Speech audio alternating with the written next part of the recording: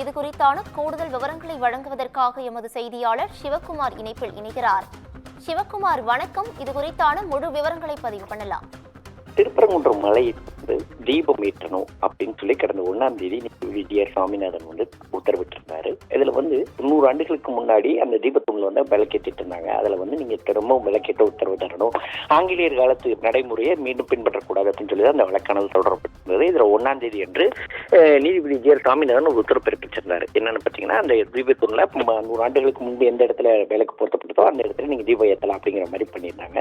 ஆனா நேற்று மாலை 6 மணிக்கு ஏற்றணும், ஆனா ஏற்றாத ஒரு சூழ்நிலையில இது சமூக நல்லிணக்கத்தை குலைக்குது அப்படிங்கிற, அதாவது சமூக நல்லிணக்கத்தை குலைக்கும் விதமாக இந்த வழக்கான இந்த தீர்ப்பானது கொடுக்கப்பட்டிருக்குது அப்படின்னு சொல்லி என்ன பண்ணாங்கன்னா, நீதிபதி அதுக்கு ஒத்துழைப்பு கொடுத்த பிறகும் அது தீப ஏற்றாம இருந்துட்டு இருந்த ஒரு சூழ்நிலை தான் விளையாட வச்சு இதனை அடுத்து நேற்று கடும் அமளிக்கு மொழியில மதுரை மாவட்டம் சிக்கிச்சு.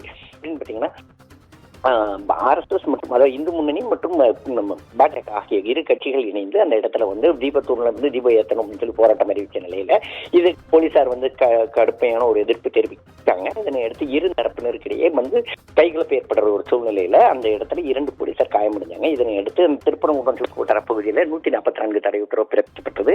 மேலும் இந்த வழக்கு அவசரமா எடுக்கணும் அப்படின்னு சொல்லி நேற்று அவசரமாக தமிழக அரசு தரப்புல ஒரு மேல்முறையீட்டு மனு ஒன்று தாக்கல் செய்யப்பட்டது. அது இன்று காலை முதல் வழக்காக விசாரிக்கப்படும் அறிவிக்கப்பட்ட நிலையில அது இன்று மாலை தீர்ப்பு வழங்கப்படும் சொல்லி கடந்த 4 மணி அளவில் அதுக்கு ஒரு தீர்ப்பு வழங்கப்பட்டது. என்னன்னு பாத்தீங்கன்னா, அந்த தமிழக அரசு செஞ்ச மேல்முறையீட்டு மனுவை தள்ளுபடி செய்யறோம் அப்படிங்கிற மாதிரி மதுரை அமர்வு அந்த மனு தள்ளுபடியாச்சு. அதனால பாத்தீங்கன்னா அந்த நீதிபதி டிஆர் சாமிநாதன் பிறப்பிச்ச உத்தரவை ஏன் நிறைவேற்றல அப்படின்னு சொல்லி கேட்டதுக்கு தமிழக அரசு தரப்புல பல்வேறு வாதங்கள் முன் வச்சிருந்தாங்க. என்னன்னு பாத்தீங்கன்னா, அதாவது அந்த இடத்துல வச்சா ஏகப்பட்ட பிரச்சனைகள் வரும், அதே மாதிரி நீதிபதி சாமிநாதன் எந்த முகாந்திரமும் இல்லாம CSF பாதுகாப்புக்கு அனுப்பினாரு, தனி நீதிபதி சாமிநாதன் நேற்று நடந்த முதல் கட்சியரை பார்த்தாரான்னு தெரியல, அதே நியாயப்படி மனுதாரர்கள் மீது தான் நீதிமன்ற அவமதிப்பு நடவடிக்கை எடுத்திருக்க வேண்டும் சொல்லி அரசு தரப்புல பல்வேறு குற்றச்சாட்டுகள் முன்வைக்கப்பட்டதோட தங்களுக்கு 4 வார அவகாசம் கேட்டாங்க. என்னன்னு பாத்தீங்கன்னா, அந்த இடத்துல நாங்க எங்களுக்கு நீங்க நோட்டீஸ் சர்வ் பண்ற பட்சத்துல நாங்க பதில் கொடுக்க தயாரா இருக்கிறோம் அப்படின்னு சொல்லி சொன்ன நிலையில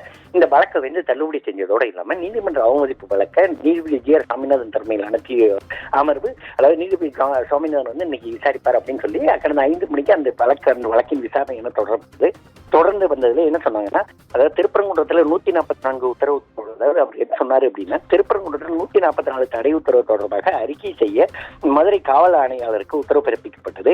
அதே மாதிரி நீதிமன்ற அவமதிப்பு வழக்கில் உத்தரவை வச்சுட்டு வந்த நீதிபதி அரோகரா கோஷம் போடலாம், போலீசாரை தாக்கலாமான்னு சொல்லி தமிழக அரசு தரப்பு வாத வைக்கப்பட்ட நிலையில தமிழக அதிகாரிகளை தண்டிக்க வேண்டும் என்பது நோக்கம் அல்ல, உத்தரவை கடைபிடிக்க வேண்டும் என்பதே எங்களது நோக்கம் அப்படிங்கிற மாதிரி டிஆர் சாமிநாதன் தெரிவிச்சிருந்தாரு. ஆனா நீதிமன்ற உத்தரவை மாவட்ட ஆட்சியரும் காவல் ஆணையாளரும் பின்பற்றவில்லை அப்படின்னு சொல்லி நீதிபதி சாமிநாதன் வருத்தம் தெரிவித்த நிலையில தீபத்தூர்ல கார்த்திகை தீபத்தை ஏற்றுவது தொடர்பான அவமதிப்பு வழக்குல உத்தரவானது தற்போது பிறப்பிக்கப்பட்டிருக்கு.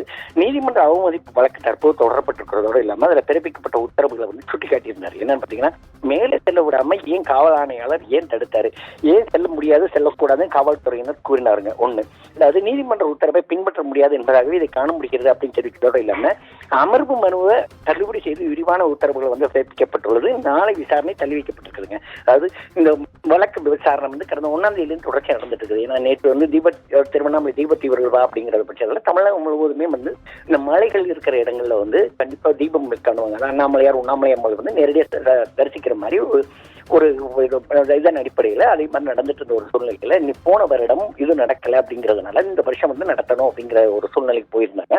ஆனா அது எதுவுமே செய்யாம நீதிமன்றத்தை அவமதிக்கும் நோக்கே தற்போது செயல்பட்டு இருக்கிறீங்க அப்படின்னு சொல்லி அவர் தனி நீதிபதி சாமிநாதன் தெரிவித்திருக்கிறாரு. என்னன்னு பாத்தீங்கன்னா, இந்த வழக்கு, அதாவது இந்த வழக்கானது கடந்த 1 வாரமா நடந்துட்டு இருக்கு. எப்படி பாத்தீங்கன்னா, போன வருஷம் தாக்கல் செஞ்ச மனுவோ 1ஆம் தேதியே நாங்க உத்தரவு பிறப்பிச்சோம் அந்த இடத்துல தீபம் ஏற்றலான்னு. ஆனா தீபம் ஏற்றாம தடுக்கிறதுக்கு உண்டான காரணங்கள் என்ன அப்படிங்கிற மாதிரி தெரிவித்ததோட இல்லாம அங்க இருக்கிறவங்க ஒன்னாத்தான் இருக்க விரும்புறாங்க. அரசு இது ஏன் பல்வேறு கட்டங்கள்ல இப்படி தடை மாதிரி ஆக்குறாங்க அப்படின்னு சொல்லி அவர் வருத்தம் தெரிவிச்சிருக்கிறாரு. அதாவது நீதிபதி டிஆர் சாமிநாதன் என்ன சொல்றாருன்னா, ஏற்கனவே பல்வேறு கட்டங்கள்ல இதுக்கு தொடர்பான நீதிமன்ற உத்தரவுகளை பிறப்பிச்ச பிறகும் ஏன் அரசு அதை கடைபிடிக்கல, அரசு அதிகாரிகள் ஏன் அதை கடைபிடிக்கல அப்படிங்கறதோட இல்லாம அதிகாரிகளை தண்டிக்க வேண்டும் அப்படிங்கிறது எங்களோட நோக்கம் இல்லைன்னு அரோகரா கோஷம் போடலாம், போலீசாரை தாக்கலாமா அப்படின்னு சொல்லி அந்த தமிழக அரசு தெரிவித்த நிலையில அவங்க என்ன சொன்னாங்கன்னா, திருப்பரங்குன்ற தீபத்தை இன்றே தீபம் ஏற்றுவதற்கு ஜி.ஆர். சாமிநாதன் வந்து உத்தரவு பிறப்பிச்சிருக்கிறாரு. மேலும் திருப்பரங்குன்றத்தில் பிறப்பிக்கப்பட்ட 144 தடை உத்தரவானது ரத்து செய்யப்பட்டது அப்படின்னு சொல்லி உயர்நீதிமன்ற மதுரை அமர்வு தற்போது தீர்ப்பளித்திருங்க. விவரங்களுக்கு நன்றி சிவகுமார்.